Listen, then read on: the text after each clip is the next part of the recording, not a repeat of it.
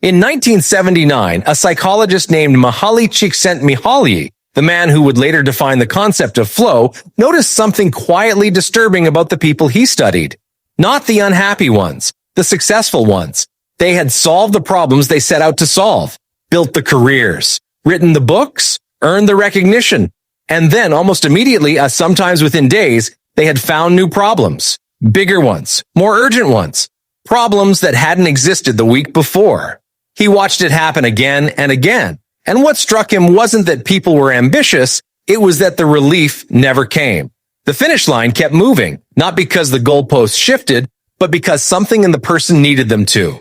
They weren't chasing solutions. They were maintaining problems. And if you recognize something in that, keep watching.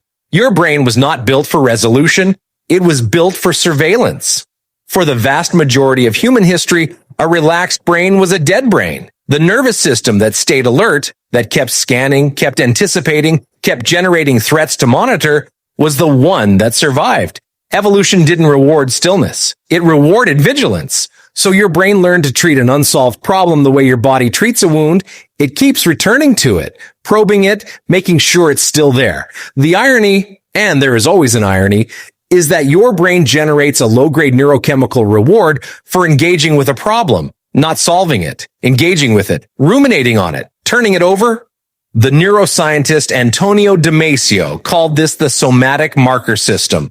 The body tags certain mental activities as meaningful. Your brain tagged problem engagement as meaningful a very long time ago. It just never updated the definition of necessary.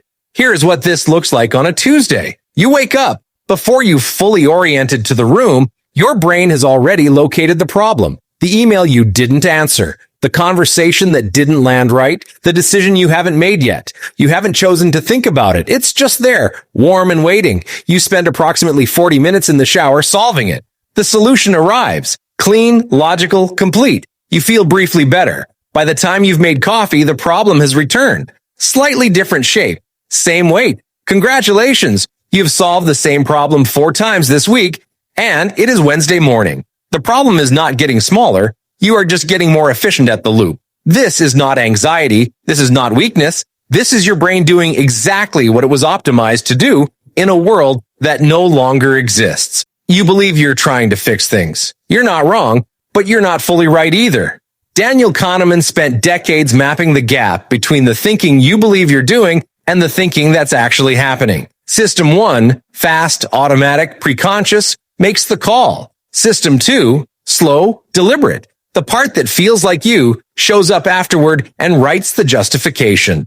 By the time you decide you're worried about something, the worry has already been running for minutes, hours, sometimes longer. You are not the decision maker. You are the narrator of decisions already made. And the narrator, to be fair, is doing their best with very limited access to the script. There are rules running in your head right now. You didn't write them. The rule that says unresolved things are dangerous. The rule that says certainty is achievable if you just think hard enough. The rule that says rest is only permitted after the problem is solved, and the problem is never quite solved.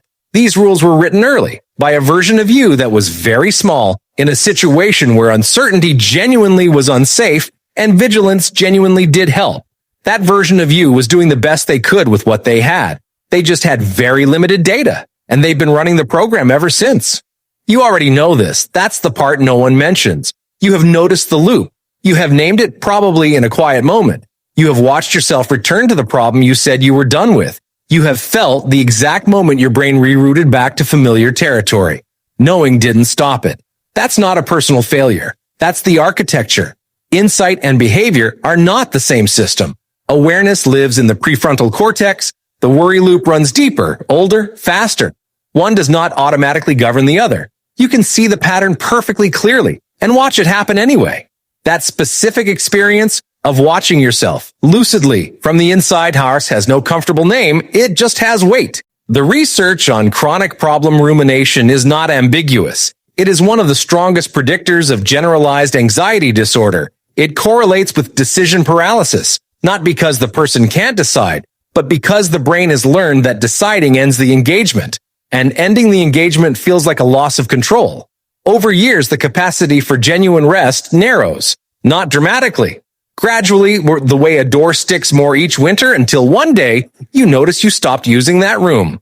The psychologist Susan Nolan Hoeksema documented what she called the ruminative response style and found that it doesn't reduce distress. It prolongs it, deepens it, makes it feel more real and more important than the original problem warranted.